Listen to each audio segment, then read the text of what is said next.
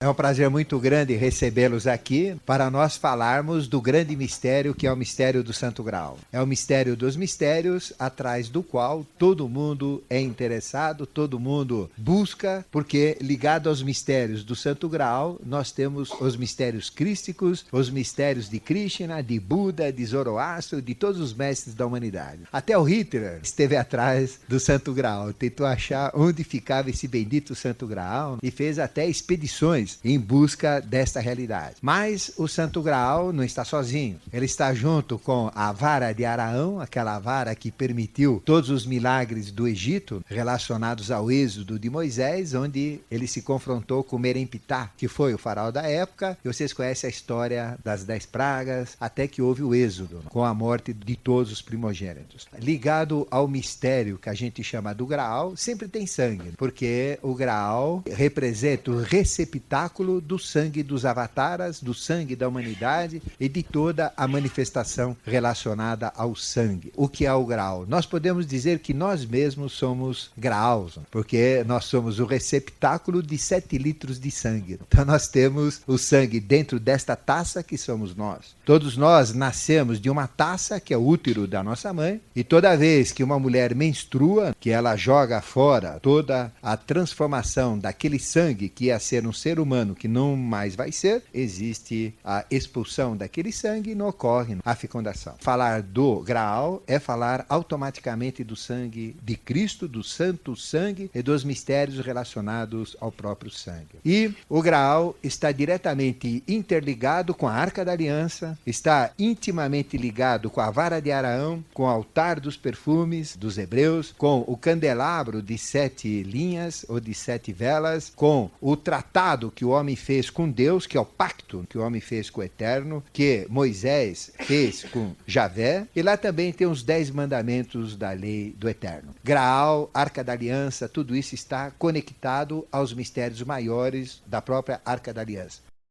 E o próprio Graal é uma arca, ou seja, um receptáculo onde existe uma aliança feita com sangue. Vocês conhecem a aliança que é feita na máfia. A gente corta o dedo de 2 mafiosos, gruda o dedo lá e cola o sangue, aquilo vale como batismo. Os índios fazem isso, todas as tradições fizeram. Então o sangue realmente marca uma aliança. E a aliança das alianças, a aliança maior é exatamente a aliança do Santo Sangue. O homem com uma mulher, através da mistura do seu sangue, da mistura da sua genética, fazem a aliança da família, a aliança onde a sua prole, os seus descendentes vão dar continuidade aos dois numa terceira experiência. Atrás dos mistérios do Santo Graal, existe o próprio mistério da manifestação. Existem os mistérios maiores da própria maçonaria também, porque a maçonaria, ela usa um templo. O templo é o próprio maçom, que é um templo vivo, e ele tem também o Templo de Salomão, porque cada loja maçônica é uma réplica do Templo de Salomão, tendo as 2 colunas Jaquim e Boaz, J e B, que atrás destas colunas é que ficava o tabernáculo, onde então Salomão tinha 2 querubins, e no meio dos 2 querubins a Arca da Aliança, e dentro da Arca da Aliança o Santo Graal. E sempre que nós falamos da Arca da Aliança, Templo de Salomão, mistérios maiores, nós estamos falando também do Santo Graal. Então esta é a conotação do Santo Graal como uma arca. E o que tem dentro desta arca, o que tem dentro desta taça, tem a própria verdade. Quem encontra o Santo Graal, encontra a linguagem da verdade. E nós vivemos no mundo da irrealidade, no mundo da falsidade, no mundo da ilusão, no mundo das trevas, no mundo da ignorância, da violência e de tudo mais. E o Graal representa o oposto de tudo isso que eu falei. Representa amor, alegria, felicidade, prosperidade, saúde, consciência. Nós podemos dizer que todas as linhas da direita, todos os movimentos iniciáticos, todas as verdadeiras religiões, tudo aquilo que promove a busca da verdade, e não existe diferença de verdade e de realidade, porque quando eu tenho a realidade, eu tenho a verdade, quando eu tenho a verdade, eu tenho realidade, e quando eu tenho verdade e realidade, o que eu tenho? Deus. Então não tem diferença entre os 3. O Graal representa a própria verdade. É onde se encontra a verdade, onde todas as dúvidas são dirimidas e é a base de todas as religiões. Toda religião sempre tem o seu culto, o seu ápice.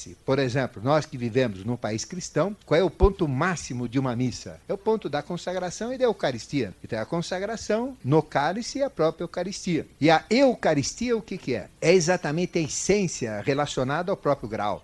Eucaristia vem de eu, que é o meu mestre, meu Cristo interno, meu anjo superior, o meu Deus interior, e a caristia, daquilo que é caro, daquilo que é importante, daquilo que tem significado, tem valor para mim, e daquilo que também me faz falta, que eu tenho falta, que é do meu eu, da minha consciência, da minha essência. E aí vem a comunhão, que é feita na religião católica, os evangélicos também fazem a mesma comunhão, que é comungar junto ao graal, junto à taça, com o Santo Sangue, que é fazer o pacto, a união com Javé, com o Eterno, com Deus.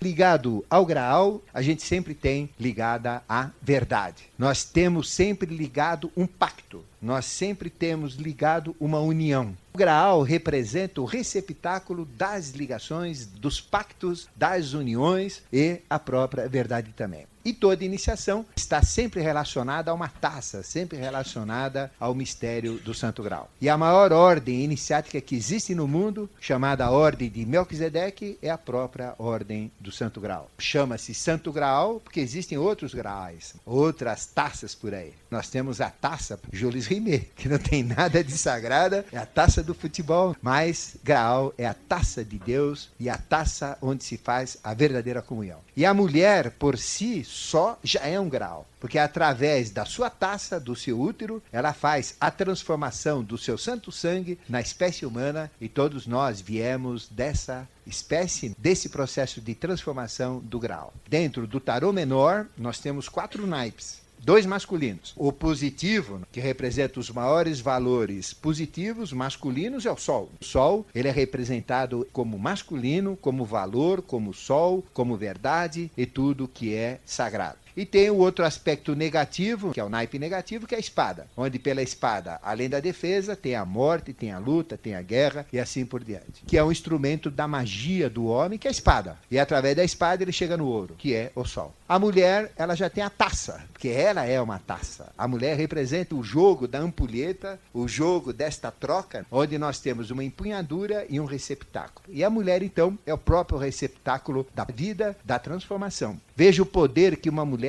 tem de transformar. Vocês têm dúvidas? Ela pega polenta, nhoque, pizza, ela pega picanha, salada, beterraba, chuchu, junto com vinho, cachaça, o que ela bebe, leite, e transforma tudo isso num ser humano. Então veja que coisa maravilhosa, o poder de transformação. E é exatamente o poder de transformação que é o arquétipo do Graal. Porque é o poder que permite transformar qualquer um. Então, se eu quero me transformar no homem comum, num Deus, se eu quero me transformar no ignorante e num sábio, se eu quero me transformar em aspectos mundanos, em aspectos divinos, qual é o processo da transformação? É o Graal. O Graal é a transformação. E na química, nós sabemos que Graal é o cadinho de porcelana, onde nós fazemos amálgama, onde nós trituramos, onde nós mesclamos, onde nós fazemos as experiências da química. E as experiências da humanidade, a miscigenação das raças, dos ciclos evolutivos, das marchas da evolução como um todo, são feitas também nesse cadinho, nesse receptáculo, só que ele chama-se Graal como taça, que é o mesmo sentido do Graal que a química usa, onde é feita a miscigenação, a mistura das raças para uma raça perfeita. Hoje o Brasil tem o Graal. Quem é o povo que mais tem miscigenação racial hoje? É os Estados Unidos? É Portugal? É o Japão? Ou é o Brasil? É o Brasil. Nós podemos dizer que os mistérios do Graal, da transformação da sociedade, estão aqui no Brasil. O Brasil está intimamente ligado aos mistérios maiores do Santo Graal. E é esse mistério do Santo Graal que eu vou falar para vocês, mas é importante entender. A Ordem dos Templários, ela surgiu em Jerusalém, cerca de 100 anos depois do mistério do Gólgota, do mistério de Jesus, para proteger o Santo Graal. Os Templários são aqueles que protegem os valores do Santo Graal, que protegem a Arca da Aliança, que protegem o pacto que Moisés fez com o Eterno e que foi confirmado depois desse pacto, que é a aliança de Javé com Jeová, com os 10 mandamentos que o homem tem que cumprir. Todos os valores cristãos, valores de Moisés, valores avatáricos, estão na Arca da Aliança, estão encorpados neste santo cálice chamado Graal. Atrás do Graal, nós temos muito mais mistérios do que a nossa vã filosofia pode imaginar. E ligado ainda aos mistérios do Graal, ele é muito pouco falado na Bíblia, nem fala do Graal, mas ele fala do Santo Cálice, onde Jesus, na Santa Ceia, naquela sexta-feira, repetiu o ritual que já tinha existido antes, e ele apenas, como sacerdote de uma mesma ordem, executou o mesmo ritual. Se vocês lerem Gênesis 14, vocês vão ver que o primeiro ritual da Eucaristia foi feito por Melquisedeque quando ele abençoou Abraão no seu retorno na guerra com 5 reis. Nós temos ligado a Melquisedeque, ao rei do mundo, os mistérios do Graal. E Melquisedeque, Graal são uma só e mesma coisa, uma só e mesma origem. Nós falamos dos mistérios do rei do mundo. E qual é um dos mistérios do rei do mundo? É o próprio Graal. Porque não existe Melquisedeque sem o ritual dele, porque Melquisedeque representa o sacerdote do Eterno, o sacerdote do Altíssimo, sem genealogia, sem pai nem mãe, aquele que praticou a primeira Eucaristia e que usou o pão e o vinho no ritual do seu primeiro abençoado, que foi Abraão. E Abraão, então, o que fez? Deu o dízimo. E até hoje é o que vocês veem na Igreja Católica. Então, primeiro veio o ofertório, que é o dízimo, ninguém dá nada, o pessoal é meio mão de vaca, não dá os 10% que os evangélicos exigem. Mas o pessoal pratica o dízimo e também pratica o ritual da Eucaristia, que é essa união com esses valores maiores. Então, atrás do Santo Graal, existe o pacto, existe a união com as consciências maiores, e principalmente com Melquisedeque. Por isso que, na sequência, falando de Melquisedeque, nós estamos falando do Santo Sangue e falando também do próprio Graal. Mas 2 seres estão ligados mais diretamente do que os 12 discípulos. Porque quem que bebeu do Santo Cálice juntos na Sexta-feira Santa? Nós tínhamos só um que não bebeu. Judas também bebeu. Depois de comungar, depois da Eucaristia, é que ele saiu e foi entregar Jesus aos romanos. Mas tudo isso era um jogo, tudo isso já era sabido que deveria acontecer, então Judas também praticou o ritual. E Jesus foi quem fez o ritual, como expressão de Melquisedeque. Aquele mesmo cálice que nós tivemos na Santa Eucaristia, na Santa Comunhão, como ritual de Melquisedeque, porque o momento era chegado, tudo ia ser transformado, ele ia se dar em holocausto para a humanidade. Nós temos então aquele mesmo cálice que, ocultamente depois, José de Arimateia e Nicodemos usaram para coletar o sangue, depois que Longino perfurou o peito, chegando a atingir a ponta do coração do Mestre Jesus, então ele recebeu o Santo Sangue. Então, ligado ao Santo Sangue, nós temos 2 discípulos ocultos de Jesus, que são Nicodemos e José de Arimateia. 2 riquíssimos, e atrás dos mistérios de Nicodemos e José de Arimateia, nós temos já uma grande dica para o Graal. E um terceiro ser ligado aos mistérios crísticos é Jeremias. E Jeremias, então, é ligado à Arca da Aliança, é ligado ao altar dos perfumes, ao candelabro, à vara de Araão, a todos os mistérios sagrados. E isso está escrito num livro apócrifo, que os evangélicos não usam, mas que a igreja, a Bíblia comum tem, que é Macabeus 1 e Macabeus 2. Se vocês quiserem começar a gatinhar no conhecimento oculto de Jeremias e do Santo Graal, leiam Macabeus 1, Macabeus 2, que os evangélicos têm que pedir Bíblia emprestada para os católicos, porque não consideram o livro como real. São livros apócrifos, sem origem e desconhecidos. Mas quando nós falamos do Santo Graal, nós falamos de Melquisedeque. E falando de Melquisedeque, nós falamos do Rei do Mundo, que é a entidade, a consciência, a seidade, que tem como espírito a capacidade de idealizar tudo que acontece no nosso planeta. Que tem como alma, a alma mundi da humanidade, que somos todos nós. E que tem como corpo o próprio planeta Terra, onde é feita a Eucaristia, onde é o seu corpo físico. Falar do Santo Graal é falar dos mundos superiores, dos mundos intraterrenos, dos mundos ocultos de Agartha, de Duarte, de Shambhala. Tudo que a gente ouve nas histórias, nas tradições, falando do mundo ou da terra de Preste João, falando de Xangri-Lá, falando de Eldorado, falando das terras de Erdeme, falando de Agartha e desses locais sagrados, da Manoá perdida, daí vem Manaus, nós estamos falando do mistério do Santo Sangue e do mistério do Santo Graal. Nós podemos dizer que o Santo Graal é uma pedra bendita caída dos céus. E que pedra bendita caída dos céus que é essa? A terra é uma pedra pedra bendita caída dos céus. Porque a terra, antes de ser terra, era o sol, era uma energia cuja inteligência, que é Melquisedeque, esta energia, com esta inteligência, foi transformando energia em matéria e foi criando os reinos evolutivos. A própria terra é o Graal. A própria terra é a sede da evolução da humanidade, representa o Graal vivo. Só que existe o Graal taça, existe o Graal cadinho, mas a Terra é um Graal, onde se processa toda a nossa experiência, toda a evolução da humanidade, toda a marcha das civilizações. Quando nós falamos do Graal, nós estamos falando automaticamente do santo sangue de todos os avataras, não só de Jesus. Estamos falando da Terra, da humanidade, de Melquisedeque, ou seja, estamos falando dos maiores mistérios. Quem conseguir uma gotícula, por menor que seja, do sangue que está depositado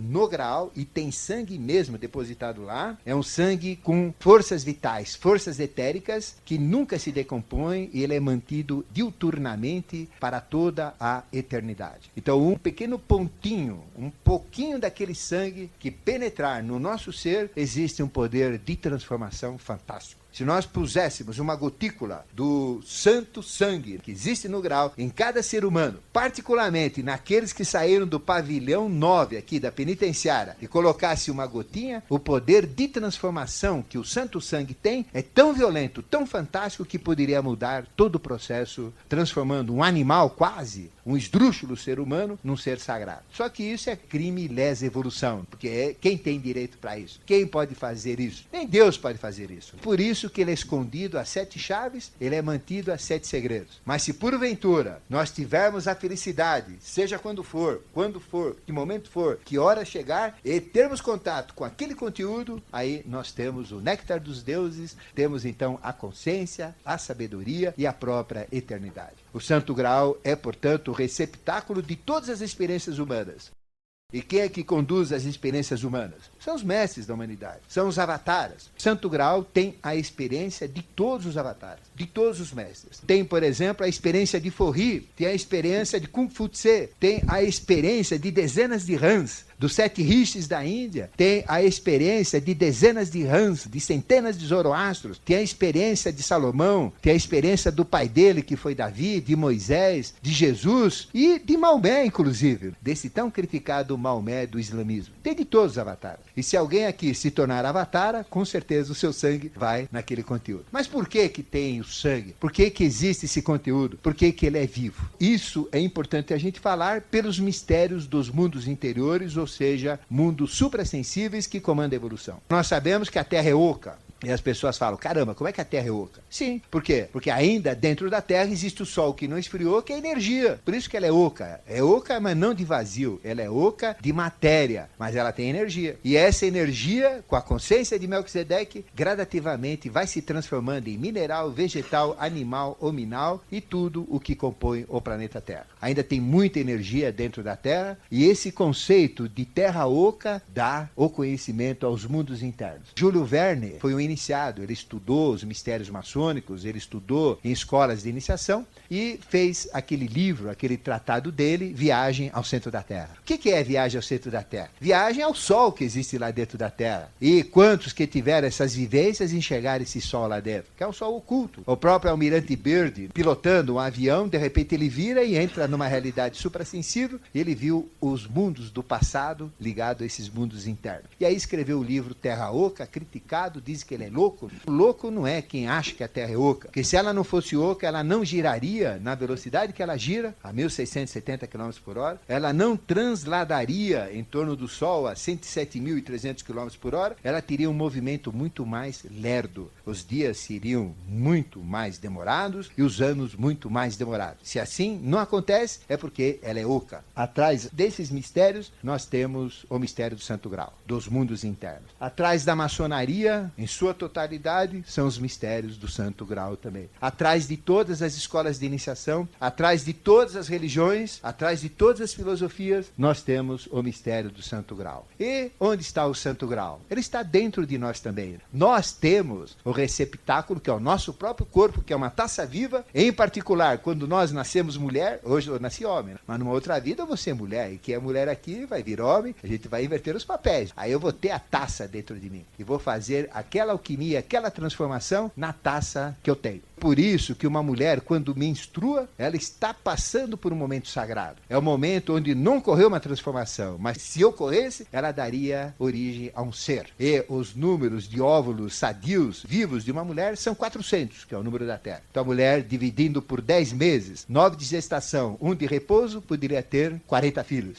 E 40 filhos de 4 tipos. Poderia ter uma prole muito grande. Nós temos uma nordestina que ela teve 33 filhos. Olha, é recorde Guinness, quase que chegou nos 40. Mas a mulher não fazia outra coisa a não ser aquilo. Eu estou falando gerar filho. Então veja o poder de transformação. Os mundos internos, vocês assistiram ao Horizonte Perdido, aquilo que transforma o ser humano, que permite uma longevidade, que permite uma consciência maior, uma vida cheia de fartura e felicidade, liga-se ao Santo Cálice, ao Santo Mistério. E ele é feminino, em essência, que ele representa a própria lei. Onde está a lei? Está no próprio grau. A mulher representa a lei, porque é através da mulher que o aspecto masculino se transforma no filho. A mulher tem o poder de transformação, e não é a mulher que transforma a gente homem. Nós somos coitados, o homem não entende nada. A mulher é que enrola a gente. Quando a gente pensa, eu consegui uma mulher, ela que conseguiu a gente já faz tempo. Não somos nós. Então a mulher é muito mais esperta. Mas quem é mulher agora está levando vantagem, e nós vamos levar depois. Vamos tirar essa vantagem. Atrás do mistério do Santo Grau, nós temos toda essa significância, toda essa importância. Eu volto a frisar: consciência, verdade, transformação e receptáculo de experiências. Foi o que eu falei até agora. Vamos falar agora do Santo Sangue. Vocês sabem que o Santo Sangue e o sangue em si é o maior elemento da magia. Não existe uma magia tão forte do que aquela magia amarrada, vinculada com o uso de sangue. Tanto é que em todas as tradições usa-se o sangue, usou-se o sangue. Quando foi inaugurado o Templo de Salomão, a quantidade de vacas que morreram, de reses que morreram, de ovelhas que morreram, de patos que morreram, de sangue que rolou lá, era incrível. Tinha mais sangue do que outra coisa. Porque o sangue representa o poder de transformação. E é o sangue que transforma a gente. Tanto é que um ser de alta consciência transforma-se em consciência maior através do sangue. E um ser de baixa consciência, mais vil consciência, são aqueles que dependem do sangue também. Tem aqueles até que comem gente. Pessoas chegam a comer orelha, cortam em pedaços, guarda na geladeira. Quer dizer, existem umas deturpações relacionadas ao sangue terrível. O sangue representa o maior poder de transformação. Não existe nada no mundo que tem tanto poder de se transformar em tantas coisas como o próprio sangue. Então o que nós somos? Nós somos produto de um sangue. Nós temos 7 litros disponíveis para a transformação. Então existem duas maneiras de nós criarmos seres artificiais, como fazia Paracelso, como fizeram muitos magos e que ainda continuam fazendo. A primeira é pelo espermatozoide, mas para conseguir esperma, haja paciência, haja quantidade e através desse ser vivo conseguimos fazer homúnculos, ou seres, como Paracelso fazia, usava esperma, só que ele ficava coletando de porta em porta e era complicado até ter uma quantidade mínima. Fazia seres homúnculos de 1 metro de altura que se decompunham depois de 1 mês, tinha 1 mês de vida. Mas existe uma tecnologia fantástica que foi utilizada na época da Atlântida, onde usava-se o sangue e com o sangue criava-se seres. Então veja a genética, veja o conhecimento, o poder de transformação que o sangue tem. Houve uma época na Atlântida que começaram a se acharem deuses e a fazer criações como verdadeiros deuses. E aí precisava de sangue. Então o que fazia? Pegava os inimigos, tirava as suas glândulas internas, que isso nós vamos falar na palestra, a história verdadeira da Atlântida, e depois com o sangue que eles usavam, criavam os faunos, que eram metade animal, metade homem. Os sátiros, ou silvestres, que eram criados artificialmente. Eram serviçais deles que eles faziam coisas macabras usando sangue. Então o sangue ele é perigosíssimo. Ele tanto eleva a consciência como deturpa a consciência. Permite fazer obras fantásticas, como criar um ser perfeito no útero de uma mulher, como também se transformar na coisa mais hedionda, mais nojenta, mais asquerosa dentro de uma criação de qualquer espécie. O sangue tem um poder, são células vivas, células que podem se transformar em tudo. Dentro de uma mulher, o sangue dela se transforma em quê? Em unha, se transforma em osso, se transforma em coração, se transforma em olho. Veja que coisa maravilhosa. Você pode fazer tudo com o sangue. Então os mistérios crísticos são os mistérios do Santo Sangue. Por que que Jesus tinha todo esse potencial? Pelo potencial do próprio sangue dele. O nosso sangue tem a nossa experiência. Tudo que eu vi até hoje, tudo que percebi pelo olfato, pelo paladar, pelo tato, teve que ser permeado pelo sangue. Porque o sangue ultrapassa, ele vaza, ele está dentro de todas as células. E é através do sangue é que são impressas as experiências. Onde está a minha experiência? No meu sangue. Então, se alguém conseguir um pouco do meu sangue e quiser me influenciar através de processos de magia, é a coisa mais fácil. Como é que o mago negro faz para influenciar uma mulher? A mulher tem sangue perdido todo mês, a cada 27,3 dias. Então, é simplesmente arrumar um jeito de arrumar lá no lixo dela alguma coisa, ter um sangue mesmo que usado, e de lá ele faz as suas obras de magia. Já viram falar dos homens que tomam café coado? Deixa pra lá. Aí amarra o coitado nos processos das pombagiras e o sujeito gira, gira, gira e não sai mais de lá. São magias terríveis, magia do sangue. Então veja, o sacrifício de animais, sacrifícios de bodes, sacrifício de galinhas, macumbas que tem nas esquinas, usam sangue. Por quê? Porque o sangue, ele tem o poder de transformação. E a gente consegue transformar alguma coisa usando sangue. Principalmente se for sangue humano e querer influenciar naquele sangue humano. O sangue é terrível. Quando existe sangue, a emanação do sangue vaporiza rapidamente. E as forças etéricas que o sangue tem, as forças de construção, de criação, de plasmação, são intensas. Não existe maior vida, vitalidade dentro do nosso corpo do que no sangue. Onde está a minha vitalidade? No meu sangue. Então, o meu vital está mais expresso no meu sangue do que no meu corpo vital, do que nos meus chakras. O sangue, ele tem uma força de vida, uma força de criação incrível. É por isso que usa-se o sangue na própria magia. Veja o perigo do sangue. O sangue, ele tem um poder fantástico. Quando você usa sangue no ritual qualquer, mesmo que seja sangue de galinha, sangue de porco, sangue de bode, o que acontece? Aquelas emanações, aqueles eflúvios com vida, interferem nas entidades vitais, nos elementais, nas entidades astrais, e quando tem o sangue, o que vem da entidade para cima, vem para todo lado, vem que nem foguete, querer aquelas emanações. Então o sangue é o elemento que mais atrai entidades. Por isso que em rituais onde existe sangue mesmo, de animal ou de ser humano, é o pior que tem. É terrível. Então saiam de baixo, afastem-se de locais que usam sangue, porque a coisa é pesada. Que o que vem da entidade quando existe sangue é complicado. Um acidente de automóvel, por exemplo, que tem de entidade, o clarividente fica bobo. De onde vem tanta gente? Porque aí para curioso. Mas tem muito mais curioso de outras realidades do astral do que os curiosos que param os seus automóveis para ver quem se é conhecido, o que aconteceu, o que foi, aquela turminha toda lá. Então veja o perigo disso daí. Quando a gente fala de sangue, nós estamos falando de um processo macabro, terrível nas magias e de um processo de altíssima transformação nos aspectos crísticos superiores. Então não existe coisa mais linda, mais pura do que o sangue de Buda, do que o sangue de Krishna e do que o sangue do Mestre Jesus. São sangues assim excelsos. Uma gotícula daquilo tem a experiência dele, tem a consciência dele, tem ele. Ele é o sangue. Porque nós somos sangue e do sangue viemos e para o sangue nós voltaremos. O sangue é a própria expressão da luz. Todos nós, na nossa fisiologia oculta, temos um planeta, nós temos o Sol dentro de nós. O que é o Sol dentro de nós? É o nosso coração. E esse coração, ele bombeia no compasso quaternário de diástole e sístole, ele comprime e solta, comprime e solta. Ele faz o sangue circular. E o sangue tem glóbulos, que são esferas. São esferas de vidas, glóbulos de vidas, são pacotes de luz. Por dentro nós somos iluminados pelo sangue. E o sangue representa, então, tudo que tem de luz externa na manifestação dentro de nós é o sangue. Porque o sangue foi o que criou todos os órgãos, todas as células. Tudo que existe dentro de nós saiu do sangue. O sangue pode fazer qualquer magia, pode curar qualquer coisa e pode prejudicar qualquer coisa também. Não existe nada mais perigoso para nós do que uma magia com sangue e nada mais excelso de cura como o próprio sangue também. Então, ele tem esse poder de transformação. Se nós guardarmos o sangue de um ser, ele se autorreproduz. Você fala, como é que é possível um sangue se reproduzir? Sim, se ele tiver carregado de forças etéricas, ele se autorreproduz. O sangue não é uma célula, através dos glóbulos vermelhos, das hemácias, que ele se autorreproduz? Ele reproduz. Então nós temos a medula óssea, o baço, que é o reservatório de sangue. Então o sangue, nós perdemos 1 litro hoje, ele não renasce? Porque se não renascesse, a gente não doaria sangue. Então ele volta. Ele tem um poder de se autogerar. Ele tem um poder de manutenção. Ele tem um poder de conservação salvação. E tudo isso usa-se na magia. Aí vocês vão entender que a magia de sangue ela é muito importante.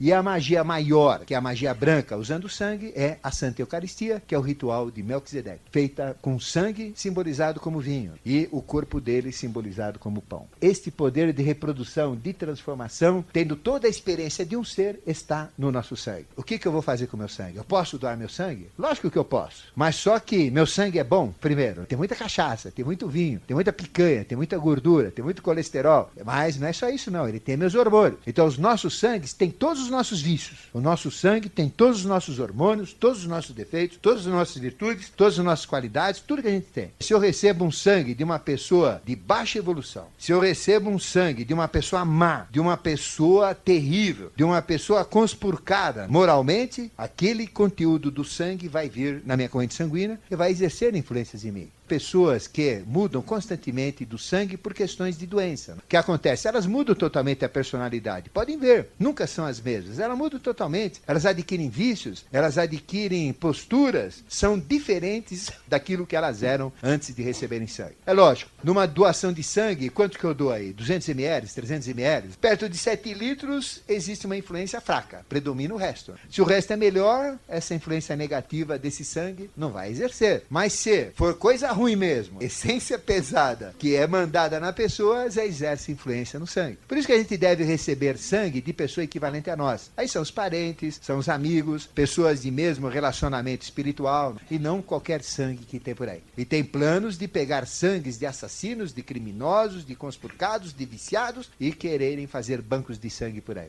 Isso só vai sujar mais a própria humanidade. Mas as testemunhas de Jeová que não recebem sangue, o problema não é esse. Não é por pureza. Então a gente tem que tomar cuidado com o sangue mesmo. Ainda mais com AIDS, com todos esses problemas que existem. Mas eles não dão sangue, não recebem o sangue, porque não pode misturar o sangue. Porque eles acham-se eleitos e os especiais, os 144 mil salvos. Então toda a humanidade, quanto tem? 6 bilhões e 400 milhões de habitantes. Quanto que a Bíblia diz que vão ser salvos? 12 mil das 12 tribos de Judá, que dá 144 mil. Vocês são de alguma tribo de Judá? Se for, parabéns, vocês estão dentro desse número. Se não for, vocês vão para o inferno. Os 144 mil refere-se só à linha hebraica. Então são só os hebreus. Mas aí tem o chinês, que tem uma quantidade bem maior. Aí tem o russo, o americano, o português e assim por diante. Então não tem que se preocupar com 144 mil. Mas eles acreditam que o sangue tem a união do sangue. Por isso que o hebreu não mistura o sangue. Ele não mistura o sangue. Ele faz de tudo para não misturar o sangue. E se for árabe, menos ainda. Se não for ainda, ele pode pensar, mas não mistura o sangue. Por causa desse pacto, porque é pelo sangue dele puro que vai vir o Messias. Então não mistura, porque se misturar ele vai vir em outra raça. O Messias vai ser português, vai ser russo, vai ser norte-americano, porque misturou sangue. Por isso que eles não misturam. O testemunho de Jeová entra nessa, não é hebreu, não tem nada disso, e entra numa fria e deixa o filho morrer aí por ignorância. Isto é o que diz o hebreu, mas os seus patriarcas não. Todos eles misturaram o sangue. Abraão misturou o sangue, porque Sara era estéril. Ele teve que se unir com Agar para nascer Ismael, patrono dos árabes. E Sara era estéril. Quando isso aconteceu, Deus então permitiu que Sara, velhinha, pudesse engravidar. E daí nasceu Isaac. O que ela fez? Chutou a mulher para fora com o filho. É briga de família. Ficou Abraão bobão e o outro foi morrer no deserto. Mas não morreu e deu origem aos árabes. Então o problema entre árabes e judeus é um problema de sangue. É um problema de genealogia. É um problema de mulher. São duas mulheres com o mesmo homem. Aí dá encrenca. Uma mulher já é uma encrenca, imagina duas. Quer dizer, Abraão não foi muito esperto. Veja a encrenca que temos até hoje. É um problema de sangue. Árabe é irmão de judeu, não tem diferença nenhuma. O sangue é o mesmo, por parte de pai. Por parte de mãe, não. São sangues diferentes. Então existe essa diferença. Jacó misturou sangue. Todos misturaram sangue. Então eles tinham mulheres estéreis, sempre, e tinham que se unir com outras mulheres. Várias mulheres para gerarem filhos. Aí vamos falar de Salomão. Salomão, do templo de Salomão, da maçonaria, dos mistérios maiores, da Arca da Aliança, etc, etc. Quem criou o templo? Quantas mulheres ele tinha? 700. Quantas amantes ele tinha? 300. E quantos casos extras ele tinha? Vários. O mais famoso, Rainha de Sabá. Então, por que ele fazia isso? O que ele tomava? Viagra? Ele era sujo, conspurcado, imoral? Não. Ele é abençoado por Deus. Ele podia fazer isso, porque a missão dele era misturar o sangue. E ele misturou o sangue dele com todo tipo de mulher, com todo tipo de espécie, com todo tipo de seres humanos, de raças. Então ele misturou o sangue com todo mundo. Ele mostrou que deve misturar o sangue. Agora os outros acho que não. Mas os patriarcas misturam. Veja Moisés. Moisés era hebreu. Ele apareceu numa cestinha e ele casou com Séfora, que era filha de Gera, Jetro, que era de raça negra, um sacerdote fantástico, uma das maiores consciências da época que ensinou Moisés, e Séfora era de raça negra. Moisés, que era hebreu, casou com Séfora de raça negra e misturou sangue. Todos misturaram sangue. A mistura do sangue é o segredo da evolução. Isso tira os preconceitos, isso tira os racismos, isso tira tudo que é preconceito, que nem é conceito, é um pré. É algo que não está formatado como consciência. Nós não podemos ter preconceito, dogma nenhum, nada que prejudique a humanidade. Quando a humanidade se mistura, veja a beleza que dá. Veja a beleza da raça brasileira, cada dia mais bonita. Veja os japoneses misturando a raça, como a coisa fica bonita, todo mundo se misturando. É uma beleza muito grande. E esse cadinho, este graal, essa miscigenação chamada humanidade, é exatamente o graal que deve existir, sem preconceito, sem racismo, e essa mistura de raças, que é a coisa mais linda que tem. Graças a Deus, no meu sangue aqui tem português, tem italiano, tem judeu, tem o Conde Deu, Marquês de Avendava, tem de tudo aqui dentro. É um sangue que tem várias origens, tem várias misturas. Isso é muito bom. Atrás do santo sangue tem a reprodução. E a reprodução da humanidade é importantíssima, da mistura do sangue. No sangue também tem outro aspecto, é o karma. Praticamente todas as doenças kármicas, pesadas, fortes, são transmitidas pelo sangue. Sífilis é transmitida pelo sangue, é uma doença kármica. A AIDS é kármica, é transmitida pelo sangue. A leucemia é kármica, é transmitida pelo sangue. Então a maioria das doenças kármicas são transmitidas pelo sangue, porque ele é um veículo de justiça, ele é um veículo do graal, ele é um veículo de mudança, de transformação. Os hormônios é aquilo que eu falei na doação de sangue. Todos nós temos hormônios. Quando nós recebemos o sangue de alguém, nós estamos recebendo os hormônios dele. Então, se ele tiver hormônios de luxúria, eu vou ficar mais excitadinho. Se ele tiver de inveja, eu vou ficar com inveja. Se ele tiver de raiva, eu vou ficar colérico. Por isso que a influência é pouca, quando o sangue é pouco. Mas quando é muito, recebe muita influência também. E o etérico do sangue, que é a vida também, que permite essa transformação. Ligado ao Graal, que é a pedra bendita caída do céu, nós temos os mistérios de Melquisedeque. Como é que vocês entendem Melquisedeque? Pelo ritual da Eucaristia, que ele instituiu, Gênesis 14, ele que instituiu o ritual da Eucaristia e o dízimo, como eu já falei. Depois ele está também no Salmo 110, onde ele representa o sacerdote para todo o tempo. E em Hebreus 5, 6 e 7, ele representa o sacerdote do eterno. E ele é responsável pelo ritual da Eucaristia, pela ordem de Melquisedeque, que é a ordem sacerdotal, que está acima de Levi. Jesus pertence à ordem dele, que são ordens eucarísticas. E tudo quanto é ordem eucarística, é ordem da taça, é ordem do Santo Graal. O Melquisedeque representa o chefe dessa ordem maior. Então ele representa aquele que não tem genealogia, que não tem pai nem mãe. Salém, sabe o que significa? Paz. Jerusalém. É Jerusalém, a cidade da paz. Existe paz lá? Tudo que tem, menos paz é o que não existe. Ele representa o sacerdote da paz. Ele não tem genealogia, não tem pai, não tem mãe, é o sacerdote do Altíssimo, e ele tem diversos seres debaixo da ordem dele. E o que é a ordem de Melquisedeque? É o comando de Melquisedeque. A ordem é a hierarquia, e Jesus é sacerdote para todo sempre, segundo a ordem de Melquisedeque. O Santo Graal liga-se a todos os avataras, tem o sangue de todos os avataras. E como é que é o Santo Graal? O Santo Graal é aquela taça de José de Arimateia? Não, aquela taça, ela tinha 1,5 palmo de altura, uma taça, não era de ouro, mas era de um latão especial, da época, muito bonito, uma liga, mais para bronze do que para latão, uma liga assim interessante. Mas essa não é a verdadeira taça. A verdadeira taça pesa 55 quilos, é de ouro maciço, e homem nenhum consegue levantar sozinho. E não dá para segurar nela. Você segura nela, você toma um tranco de coice. É exatamente como as varas da Arca da Aliança. Ela tinha 2 chaves que os sacerdotes colocavam numa posição. E quem pegasse, chegasse perto da Arca da Aliança, tinha tumores, gerava radioatividade e gerava câncer quase que imediato nas pessoas. Mudando a posição das alavancas, não tinha problema nenhum, e só os sacerdotes podiam mexer, fechar e abrir as alavancas. Então nós sabemos que era uma arca maldita, que todo mundo queria se afastar dela, porque representava o poder sobre o povo hebreu, mas não sabiam utilizá-la. Até que devolveram, porque matava mais gente do que outra coisa. Atrás desses mistérios tem uma proteção muito grande. A Arca da Aliança é super protegida.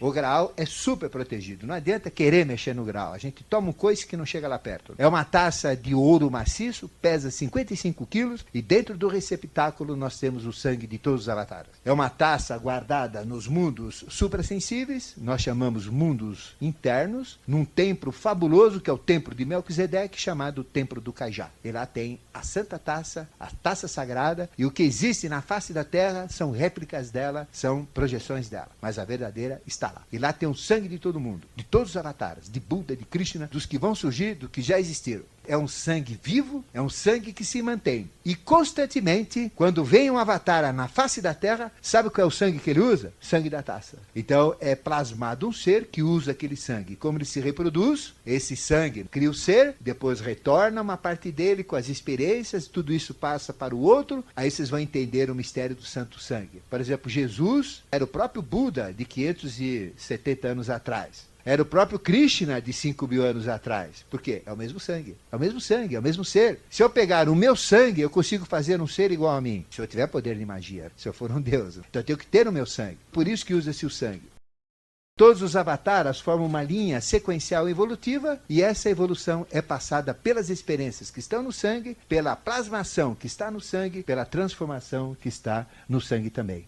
Este sangue é a grande suma matéria, é a matéria magma, é a matéria cósmica, é a maior matéria de transformação. Ela é conhecida como menstruum universalis, porque quando ela está no Graal é um menstruum universalis, da própria Terra, a menstruação da Terra, vamos dizer, que não gerou filho, mas que quando entra um avatar no meio da Terra, não é menstruum universalis, mas é o sangue plasmador de um novo avatar. Então todos os avatares têm o mesmo sangue. E eu pergunto para vocês, e de quem é o primeiro sangue? Quem que colocou o seu primeiro sangue lá? O próprio Melquisedeque, que instituiu a ordem de Melquisedeque. Aí vocês vão entender a ordem de Melquisedeque, a Santa Eucaristia, ele como sacerdote do Eterno e os outros como sequências evolucionais do próprio Melquisedeque. Não existe diferença nenhuma entre Elias e Jesus. É o mesmo ser, só que Elias é antecessor, Jesus veio depois. Não existe diferença entre Davi e Jesus. É o mesmo ser. Não existe diferença entre Noé, Elias, Jesus. Não tem diferença. É o mesmo ser, ficou claro? Porque o sangue é o mesmo. Com o mesmo sangue, a gente faz a mesma experiência. Por exemplo, do meu sangue eu poderia gerar uma série de seres iguais a mim. Isso é possível. Hitler tentou, inclusive aqui no Brasil, com os meninos do Brasil, através de processos de genética altamente desenvolvidos, mas ele só criou monstrengos. Não conseguiu a tecnologia. Através do sangue de um animal, conseguimos fazer animais iguais. De um sangue de um ser humano, conseguimos fazer corpos iguais. Mas as almas dependem da alma que a gente pôr lá dentro. Nós tivemos o grande Mohamed, o Maomé, que criou na Hégera todo o islamismo. Hoje o islamismo é muito criticado, mas Islã significa submissão. Submissão a Alá, não existe nada superior a Alá. Ele está acima do Estado, está acima da vida, acima da família, acima da terra, acima de tudo. Então Alá é a entidade maior. E o nosso Bush quer fazer o quê? Colocar a democracia em cima do islamismo. Não existe. É a burrice dele. Vai conseguir quando? Nunca. É impossível. Vão destruir tudo aí, mas isso ninguém faz. Acima de Alá não tem democracia, não tem Estados Unidos, não tem ninguém que possa existir acima de Alá. Ele está acima do Estado, está acima do governo, acima da família, acima da lei, acima da justiça, acima de tudo. E o próprio islamismo, ele aconteceu como? Pelo mesmo anjo que anunciou Jesus. Aí veja a briga de católico e de muçulmano, que burrice. O arcanjo é o mesmo, que foi Gabriel, o que anunciou Maria, o que anunciou que ela ia ser mãe de Jesus, o mesmo Gabriel que anunciou Zacarias, que Isabel ia ser mãe de João Batista, e o mesmo que anunciou Mohamed. Então veja que coisa fantástica, o mesmo anjo. Não existe diferença entre os seres, entre as pessoas e entre a evolução. E ele deu uma pedra caída dos céus, que é o Graal, que nós chamamos islâmico. É uma pedra branca, cristalina, linda de morrer, chamado Kaaba. Aí vem a Kaaba, pedra sagrada. Só que quando ela entrou na humanidade, ela absorveu o karma negativo, a sujeira humana, os ódios de tudo que tem de errado, e ela então ficou totalmente sem luz, sem lucidez, e ela precisa ser limpa com a limpeza da própria humanidade. É isso que o Islã cuida.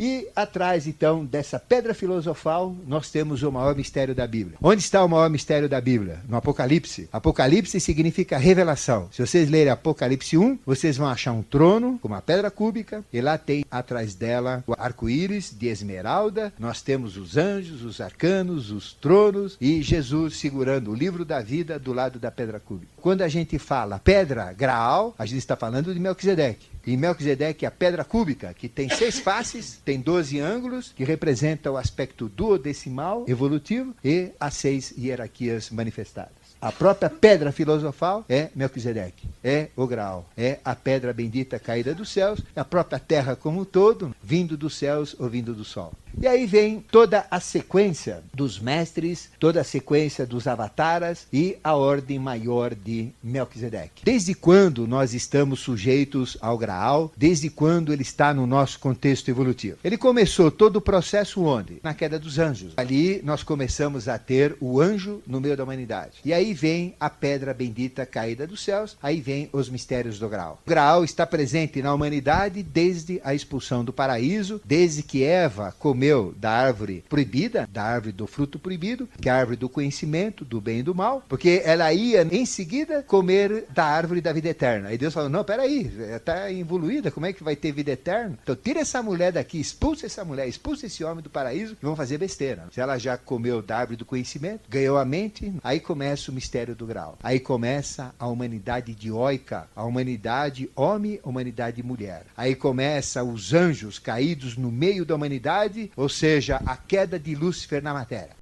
Micael, quem como Deus, jogou Lúcifer no meio da humanidade. E Lúcifer caiu como trevas, como ignorância, com mais 1/3 da sua hierarquia, ou 333 andrógenos, colocando a manifestação ternária, ou 33,3%. Quando caiu, se polarizou em Samael, homem-animal, e se polarizou em Lilith, mulher-animal. E dessa polaridade, os 333 andrógenos viraram 666, que é o número da besta. Aí começa o jogo da besta, do 666. E Jesus o que é? É Lúcifer transformado em luz, exatamente o oposto. Quanto que ficou no reino celeste? 2/3, junto com Micael, que cuidou da hierarquia de Lúcifer, porque Lúcifer caiu com 1/3, que polarizando deu 666. Sobraram quantos lá em cima no céu? 666. É 666 também. É 666 celeste não polar, andrógeno, versus 666 polarizado na face da Terra. Aí nós temos o número da besta, 666, o número do anticristo, das trevas, e temos também o número de Cristo, que é o que ficou lá, que é 666, o número do Papa. Então, junto aos mistérios do Santo Graal, junto aos mistérios maiores do Santo Sangue, nós temos o número 666. E ele está gravado 666 nele. Ele foi jogado na matéria como saque contra o futuro para acelerar a evolução. Porque a evolução estava atrasada, o contexto evolutivo estava atrasado. Porque houve um atraso numa fase anterior, que nós chamamos fase lemuriana, ou fase lunar, porque a Lua, dentro da iniciação, ela explica que não foi completa. Foi feita a metade da evolução. Então, bloqueou a evolução da Lua. E como a terceira raça lemuriana corresponde à Lua, já que a primeira foi Saturno, a segunda foi Sol, a terceira foi Lua, e foi só metade, na metade da raça lemuriana começou a truncar e ela não ia para frente. Tinha que acelerar. O que fez então? A quarta hierarquia, que é Rafael, que é a hierarquia da Terra, que estava a construir o homem, estava atrasado e não podia nem ir para frente porque não tinha registros do passado que era da Lua. Então o que ele fez? Chamou o futuro. Porque o futuro tinha uma consciência maior que ele porque ele travou. Sabe quando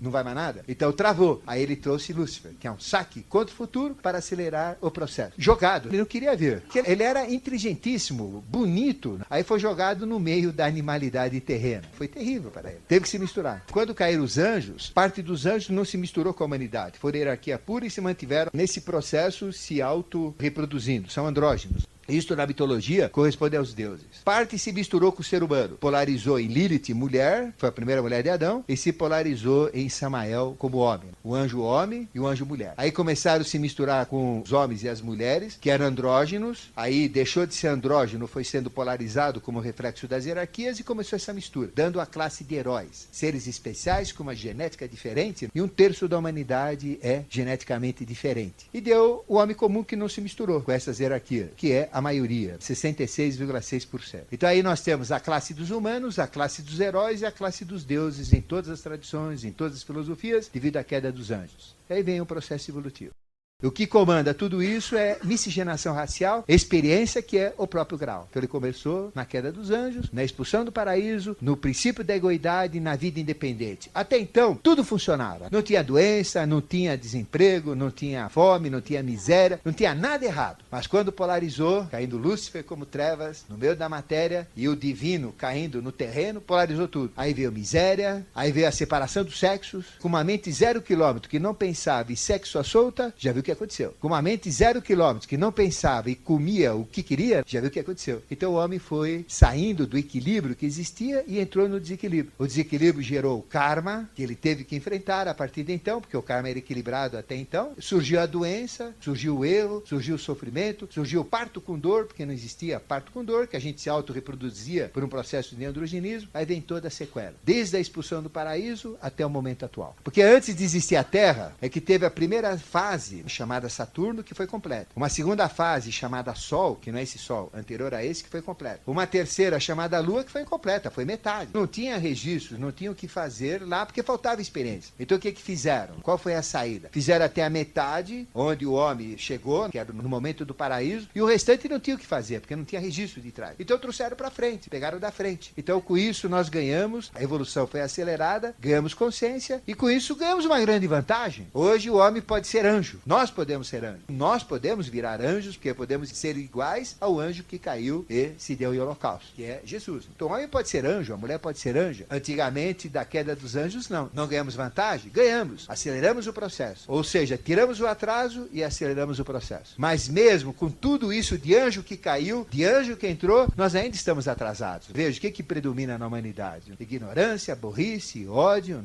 Nós estamos mais perto de sermos animais do que sermos anjos. E muito menos sermos homens, que era o projeto original. Nós somos mais animais do que homens. Usamos mais as emoções, os sentimentos, os instintos do que os pensamentos. Cérebro, você vai lá na Praça da Sé, é 3%. No Largo 13 é 2,8%. Aqui na sala, 8%, 9%. E o máximo que a gente chega, 10%. Então veja quanto a gente está longe ainda de ser homem. Imagina ser anjo. É terrível, é muito diferente. Anjo, por exemplo, é o que era Jesus. Então veja a diferença. Vocês conhecem alguém igual a Jesus? Esse é aquele que aparece na Bandeirantes dizendo que ele é Jesus aí. Esse é fajuto, né? Inri. Nem toda doença que a gente tem no sangue grave é kármica, mas o sangue é o transportador das doenças kármicas. Então a maioria das doenças kármicas são transmitidas pelo sangue. Mas às vezes você tem uma doença de sangue, por exemplo, que você provoca por anemia, por um processo equivalente a uma leucemia, mas é grave também, você morre do mesmo jeito. Só que é seu, não quer dizer é kármico, mas provocado por você, não por leis maiores. Existem doenças kármicas, são sempre pelo sangue. Pragas pelo sangue. Peste negra veio pelo sangue. A AIDS vem pelo sangue, a lepra vem pelo sangue e outras doenças que aconteceram no passado que dá até medo de falar, na época da Atlântida, tudo pelo sangue. Então é complicado. Mas tem doenças do sangue que não tem este enfoque. E nós temos então esta pedra filosofal que eu estava falando, que ela representa a síntese de todas as experiências. Então quando a gente fala do Graal, a gente está falando do conteúdo global. Nós temos 7 pedras sagradas. A pedra do domingo é o diamante. Existem 2 diamantes, o diamante das trevas e o diamante da luz, que é o carbúnculo, que tem muito mais energia concentrada, e o diamante que é o brilhante, que vocês conhecem. É o de luz, aquele diamante clarinho. Representa a pedra sagrada do domingo, a pedra da luz e das trevas, a própria polaridade na pedra. Da segunda-feira é a ametista, essa pedra violeta, que é a pedra das artes, permite toda uma consciência, já que o brilhante é a pedra da magia. Não existe magia mais forte do que brilhante. Querem uma prova? Deem um brilhante para a mulher de vocês. Vamos ver a magia do amor acontecer na hora. Pode ser diamante negro, pode ser qualquer diamante. E a palavra já diz, é diamante. É uma magia. Mas é a magia da teurgia, a magia sagrada é o diamante. A ametista é a magia das artes, permite todas as artes, a pintura, a escultura, o teatro. O rubi, toda a política, toda a arte guerreira, toda a ética é rubi. O topázio, todo o conhecimento científico, a física, a química, a matemática, tudo que é científico. A rubina, que é um rubi púrpura, representa todo o conhecimento da literatura. A safira, todo o conhecimento da religiosidade, das religiões. Um sacerdote que usa uma safira tem muito mais poder sacerdotal do que outro que usa outra pedra no dedo. E aí vocês vão ver que o lápis lazuli, onde que tem? Tem no Egito e tem alguns locais especiais no mundo. E a esmeralda é a pedra da medicina, do sábado, do conhecimento da fisiologia humana, que é a pedra de Cassiel. São 7 pedras. O Graal é uma amálgama destas 7 pedras. Ele é de ouro, mas esse ouro que eu falo não é ouro físico. É o próprio Sol transformado em ouro. É consciência, é sabedoria, é verdade, é Deus. O próprio Sol manifestado como ouro. E esse ouro nada mais é do que uma mistura dessas 7 pedras que formam uma oitava, que é o próprio Graal. O ouro que a gente tem equivale a estas pedras sagradas, as 7 pedras. Então aí vem o mistério das pedras.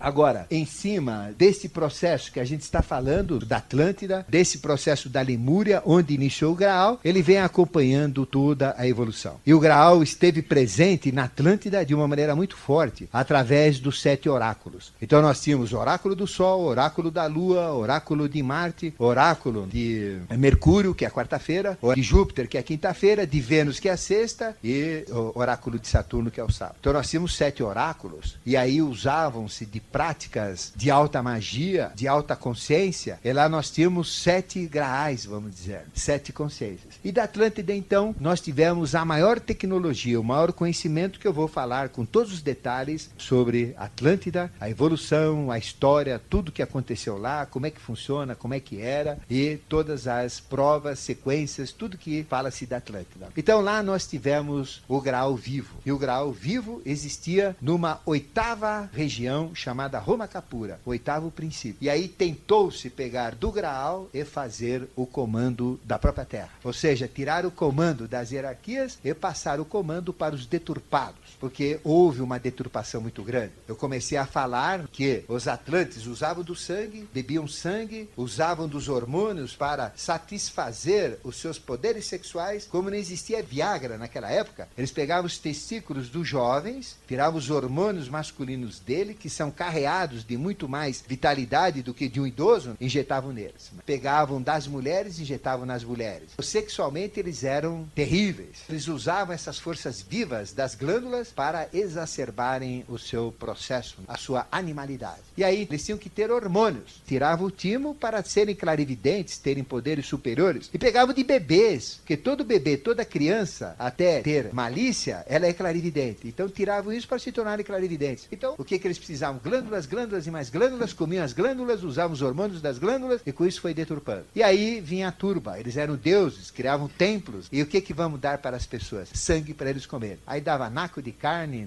nádega, vísceras, e aí começou a surgir a antropofagia. Eles eram antropófagos, comiam os seres humanos. Então sair na rua, a gente virava churrasquinho sem ser, churrasquinho cru, virava sashimi, nigirizushi, sashimi ou nigirizushi, ali cruzinho, e era comido mesmo. Isso chamou-se teofagia, ou comer ser humano em homenagem a Deus. E aí vem o sangue, aí começou a deturpação, e o sangue, o santo sangue, passou a ser o sangue diabólico, o sangue macabro, começaram a criar seres deformados. Veja a tecnologia como mudou. Vocês conhecem os habitantes de UFOs, os que aparecem UFOs, como os de Varginha e outros que tem por aí, cabeça grande, magrinhos, 1,5 m, 1 metro de altura. Só que eles não usam sangue, eles usam uma outra matéria. É um sangue amarelo, tudo neles é amarelo, é um sangue muito forte, só que é amarelo. Então é algo que foi criado para não usar o sangue, porque o sangue já deu muita zebra no passado. Antigamente usava-se o sangue para fazer esses seres serviçais. Hoje não, a tecnologia angélica mudou e usa esse outro material. Então eles têm um produto dentro deles que é o que alimenta, que nutre, e não tem nada a ver com sangue. É um sangue artificial, mas não é um sangue humano. Não se usa sangue humano. Mas existem determinadas linhas que ainda usam sangue. Aí vocês já ouviram falar do chupacabra? Já ouviram falar de seres que são totalmente secos? Aparecem com perfurações no pescoço ou aqui mesmo, no braço, e ficam totalmente sem sangue. Onde aconteceu isso? No Nordeste. No Nordeste brasileiro tem dezenas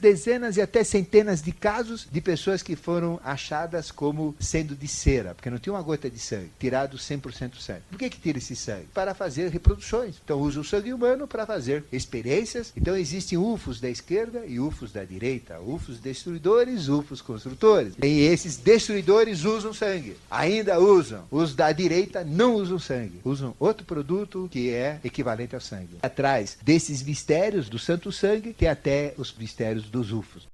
Mas, dentro da evolução atlântica, chegou uma hora que não deu mais para aguentar e destruiu-se tudo isso. E a essência atlântica foi levada junto com o Graal, junto com as experiências, junto com os oráculos, que eram os 7 oráculos da sabedoria, do conhecimento maior, que representava o Graal na face da Terra. Os mestres, os avataras, os mestres, os grandes iniciadores, foram levados para a meseta do Pamir. E onde fica a meseta do Pamir? Em cima do dedo do Afeganistão, onde é o Cazaquistão. Ali tem, naquele ponto, o Monte Ararat, exatamente onde Noé chegou com a sua barca. Porque toda a evolução teve o início lá. E de lá então, descendo, tem Caxemira, logo junto, e Cadjaquistão, dedo do Afeganistão, Monte Ararat. E ali tem Srinagar, tem Lé, que representa a região da Caxemira, onde tudo começou e onde tudo termina. Então toda a raça ariana começou lá, terminou lá. Toda a raça hindu, que nós chamamos mesclada com a irânica persa, nasceu lá e terminou lá também. Toda a raça que veio hebraica saiu de lá, junto com egípcia e terminou lá. Toda a greco-romana, que depois se espalhou para a Europa, nasceu lá, voltou para lá. E a atual, que é a nossa teutônica, com Jesus, nasceu lá e vai morrer lá. Então hoje, onde está o grau? Onde estão as 7 taças do Apocalipse? As taças, cada uma que é derrubada gera uma catástrofe. O grau, além de ter consciência, além de ter transformação, além de ter verdade, que eu falei para vocês, além de ter Deus, o sangue dos avatares, a experiência dos avatares, tem o maior castigo da humanidade. Isso está expresso no Apocalipse, que significa revelação, e cada uma das taças derramadas, o que provoca? Coisas horríveis. Provocam vulcões, provocam convulsões, provocam chuvas de pedras, fazem a água ficar amarga, onde nem água teremos para beber, provocam coisas horrorosas. Então, se vocês lerem as pragas, as 7 taças, cada anjo toca uma trombeta e vira uma taça, o outro vira a taça. E aí acontecem as desgraças. Atrás do grau, nós temos também todas as desgraças da humanidade, todos os castigos. E hoje, estas taças estão prontinhas para serem viradas. O grau representa uma taça única desdobrada em 7. Como o candelabro é um só, desdobrado em 7. Como o selo é um só, desdobrado em 7. Então, tudo é setenário. 7 anjos, 7 igrejas, 7... Tudo é setenário. Nós temos 7 taças prontinhas para serem derramadas na humanidade. Já deram uma pingada numa aí, que já foi um estrago feio. Está aí para virar. Depende do quê? Da humanidade. Então, quando a gente fala grau, não é só beleza, não. Não é só amor, não é só felicidade. Tem os piores castigos da humanidade, são do grau também. Eles se desdobram em 7 taças, uma pior que outra. Se quiserem saber qual que é simples. Vai chegar o momento que nós não vamos ter água para beber. O Brasil tem, que a gente vai ter. E o Iraque, por incrível que seja, também vai ter. Mas muito lugar do mundo não vai ter água. Não tem água. Vai ter que pagar peso de ouro. E nós vamos vender água aqui e vamos enriquecer o país. Porque vai ser água para rolar. As águas vão rolar. Garrafa cheia, eu não quero ver sobrar. Então, é o absinto derrubado pela taça que vai conspurcar, que vai matar com aquele veneno terrível 1/3 de todos os seres viventes das águas, dos mares, dos rios, dos oceanos, dos lagos e assim por diante. Atrás da taça também tem os castigos. Castigos horrorosos, castigos terríveis. E onde estão essas 7 taças? Onde está quem vira essas taças? Está na Caxemira, no norte da Índia, no chakra do planeta. 7 tacinhas prontinhas para nós, para a humanidade. Só que a gente está pedindo que não venha taça nenhuma aqui para o Brasil, que derrame lá para cima, mas a gente tem parentes, todos nós temos amigos, são nossos irmãos, mas infelizmente faz parte do processo. A taça está lá, quem derruba a taça está lá, as hierarquias estão lá. Então, onde está o mistério do Santo Grau hoje? Está, onde eu falei, neste chakra que a gente chama Sahasrara, o chakra coronal, na Caxemira, bem debaixo do dedo do Afeganistão, entre o Paquistão e entre a China e no norte da Índia.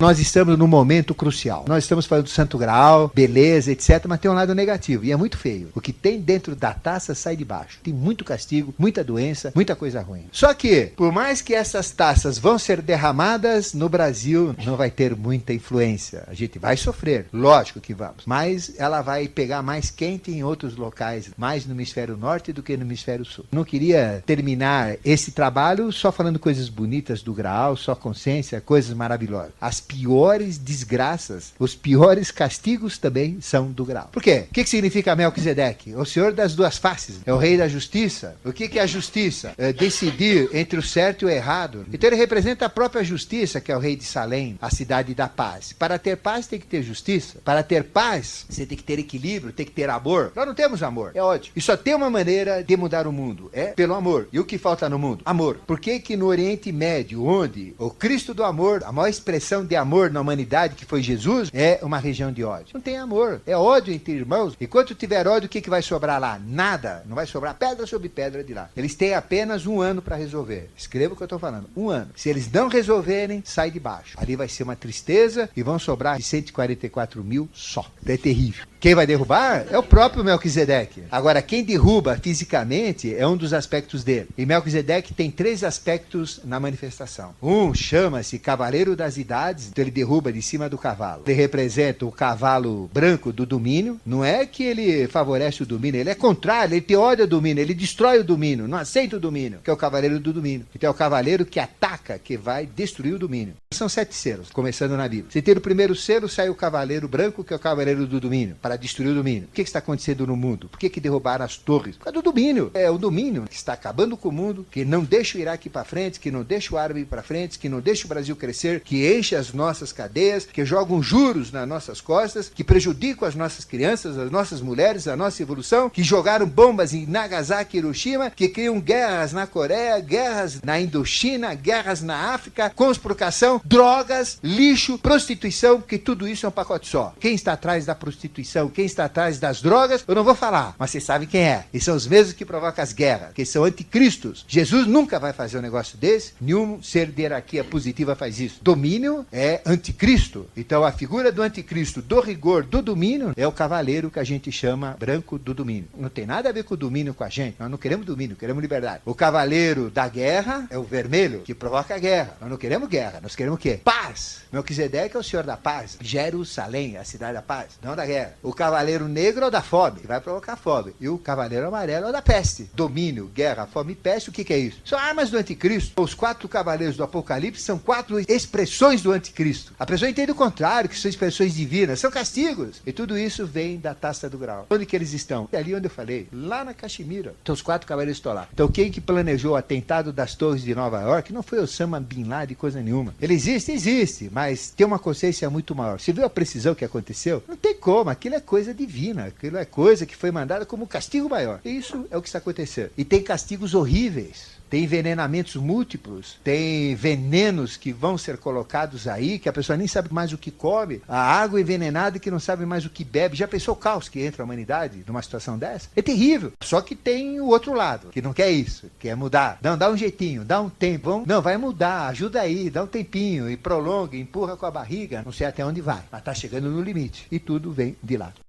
O Graal comanda toda a evolução atual. E todos os castigos estão sedimentados no próprio Graal. Tem a taça do amor. Não existe um amor mais puro do que o Graal. E não existe um ódio mais odiento, mais horroroso do que o que está no Graal. Então representa o próprio Melquisedeque, que é a taça que ele usa para fazer a comunhão, para guardar as suas experiências. Onde estão as experiências do anticristo? É lógico, porque se tem de Cristo, tem de anticristo. O Graal tem uma parte mais densa e uma parte mais sutil. A parte mais densa representa o sangue de todos os anticristos também. Quando você vai gerar o anticristo, de onde que você tira o sangue? Do Graal. Quando você vai gerar um Cristo, de onde você tira o sangue? Do Graal. Só que você pega de baixo ou pega de cima. Depende de onde você pegar. E às vezes saem umas misturas meio esquisitas, que você mistura os dois também. É o grande segredo de todos. E São Germano representa a figura básica, a figura central ligada ao mistério do Santo Graal. Muitas pessoas falam, São Germano é do primeiro raio. Aí chega o segundo, não. Mora é do terceiro, Cutume é do quarto, Hilarião é do sexto, Veneziano é do primeiro. É nada, não tem nada a ver. O raio é onde ele se manifesta, onde ele atua, porque cada um tem os 7 raios, só que ele predomina num deles. Então, São Germano, quando ele se manifestou várias vezes, ele foi artista, ele foi músico, ele foi compositor, ele foi uma das expressões de Bach. Ele foi o grande Giannini, que compunha músicas fantásticas que confundem com Paganini, que era diabólico. Ele tinha rituais de magia negra no seu violino. Ele tinha até tripas do amante dele junto com as cordas. E quando ele tocava, a alma dele mexia com as almas das mulheres que entravam em êxtase, em orgasmo, desmaiavam, iam ao delírio e à loucura. Este é o Paganini. Ele não era Paganini, ele era Giannini. É outra história, fazia o mesmo efeito, mas a pessoa entrava em êxtase de felicidade. Não de pilantragem, não de orgasmos, mas de felicidade, de exaltação. São Germano, então, está atrás do Santo Graal e é ele hoje que comanda todo o processo da evolução. E nós estamos numa transformação. Ele esteve atrás de Napoleão. Desde que Napoleão nasceu, ele ficava do lado do berço dele, vivia junto com Napoleão, e Napoleão tinha que formar os Estados Unidos da Europa. Mas a vaidade dele não deixou. Então, foi um fracasso Napoleão. Não conseguiu. Ele esteve atrás da Revolução Francesa, tentando fazer uma nova sociedade, uma sociedade ideal, vivendo com fraternidade, com igualdade e com liberdade. As três cores, branca, azul e vermelha da bandeira francesa. Não conseguiu, foi um fracasso. E os dois aspectos dele, que é Cagliostro e José Bálsamo, também não conseguiram. Então foi um fracasso a Revolução Francesa. Da fraternidade saiu o socialismo, da igualdade o comunismo e da liberdade o capitalismo, e que comandou o mundo até então. Então ele não conseguiu. Então, onde ele está? Em qualquer mudança social. E eu pergunto para vocês, o mundo como está hoje, dá para continuar? Não dá mais, tem que mudar. Nós vivemos num mundo pobre, num mundo miserável, um mundo asqueroso. Vejam a África, vejam a América do Sul, o Chile o que era quando era criança, a Argentina o que era. Eles são ruins no futebol. A gente detesta o argentino quando joga futebol, mas no resto são maravilhosos, um povo fantástico, que merece o nosso respeito e admiração. No futebol a gente briga, mas também briga gostoso. E se não tivesse Argentina, a gente ia falar o quê contra quem? Tinha que ter alguém que competisse com a gente. Acabaram com a Argentina, acabaram com a América do Sul, acabaram com a Venezuela, acabaram com o Brasil, gente. E sabe com o que vão acabar agora? Com a China. A China está pondo a manguinha de fora, está crescendo mais do que deve. Só que a China não vai, ela vai reverter e ela que vai acabar com os outros. Esse é o grande segredo. Existe a grande revolução chinesa, a grande guerra da China, que é a pior coisa que a gente pode esperar. Vai ser terrível. Deus queira que não aconteça. Pelo menos que nem nós estejamos aqui quando acontecer, que vai ser pesado. Quando a China entrar no processo, vai ser uma encrenca. Atrás de todo esse processo, nós temos a mudança social, a transformação do Santo Sangue. O mundo não dá mais. Então hoje São Germano está presente na humanidade com todos os valores da taça, com as 7 taças do castigo e com as 7 taças do prêmio também. Cabe a nós, merecemos prêmio ou merecemos o castigo. Por questões evolutivas, o Brasil vai receber coisas boas. Queria deixar isso bem claro para vocês. Tem mais coisa ruim no Graal, muito mais do que coisa boa hoje. É mais castigo, é mais dor, é mais sofrimento. Mas eu não tenho que olhar isso, eu tenho que olhar o que está sobrenadando de bom naquele conteúdo do Graal. E lutar para o nosso país, para a nossa família, para a nossa evolução. Aí tem a figura de São Germano. Um ser que não come, um ser que não envelhece, sempre com a mesma idade, que não tem sombra, um ser que escreve com a mão esquerda, com a direita, com tamanha perfeição, que você põe uma sobre a outra, parece que é uma cópia inversa de um xerox, escreve poesia, faz cálculos matemáticos, prosa, escreve outras coisas, músico, poeta, médico, fala todas as línguas, todas, não tem uma língua que ele não fale, fala todas as línguas, um ser especialíssimo que é uma expressão de Melquisedeque do Rei do Mundo. E é ele que está aí hoje, comandando a evolução novamente. Está aí. Com quem está a taça do poder? Com ele. Com quem está a taça do castigo? Com ele. E suas mesmas colunas, Aquidorge, Aquigorge, que em outras épocas tiveram outros nomes, como Cagliostro, José Bálsamo e assim por diante. Tudo está na mão dele. Muitas pessoas confundem São Germano com o próprio diabo. Dizem que ele era Nosferatus, o Drácula, de uma novela ou de um livro escrito por Abraham Stoker, que era um inglês, que escreveu isso. A pessoa diz que ele é o Conde Drácula, Nosferatus, que vive de sangue. Aí são fantasias desse livro que nem existiu. É uma história criada por um irlandês inglês. Então não tem nada a ver. Ele é confundido com o Conde de Monte Cristo. Ele é confundido com muita gente. Mas na realidade ele é um só. Ele é quem tem a taça. Ele é quem tem o Graal. E pelo Graal, ele é o pai de todos os avatares que existem. São Germano foi o pai de Jesus, foi o pai de Buda, foi o pai de Krishna, o pai de todos os Zoroastros, o pai de todos eles. Ele com aspecto masculino, como Lorenzo Paolo Feliciani, bandeira LPD, e no aspecto feminino, como Lorenza Feliciani Domiciani, que tem o São Germano Saias. E é tão forte, tão poderoso quanto o que usa calças compridas. Então hoje nós temos essa figura trazendo uma nova manifestação. E essa manifestação do Graal atual, presente, que vai mudar o contexto da humanidade, da evolução, chama-se Maitreya. Então, quem é a Maitreya? É o filho de São Germano. Quem é a Maitreya? É feito com a mesma essência, do mesmo sangue de Jesus, de Buda, de Krishna, de todos os avataras que vem do Graal. Só que junto com a parte de cima, que é Maitreya, vem a parte de baixo, que é o anti-Maitreya. O anticristo está aí. Quem é que derruba as taças do bem? Maitreya é da direita. Maitreya é positivo, porque ele não mata, não faz nada de errado. Quem é que derruba as taças do castigo? Maitreya é da esquerda, que é o próprio anticristo. Quem é que comanda os 4 cavaleiros do Apocalipse? O anticristo. Maitreya é da esquerda, das trevas. Ou da direita, não. Ele é construtivo, construtor, ele quer o bem, quer a evolução, quer a saúde, não quer domínio, quer liberdade, não quer guerra, quer paz, ele não quer fome, quer fartura, ele não quer também peste, quer doença, que é o que ele faz. O jogo está aí. Nós nunca tivemos um jogo do Graal tão violento, um mistério tão vivo como nós temos agora. E aí a coisa pega mesmo, vai pegar forte, muito forte, o que é certo,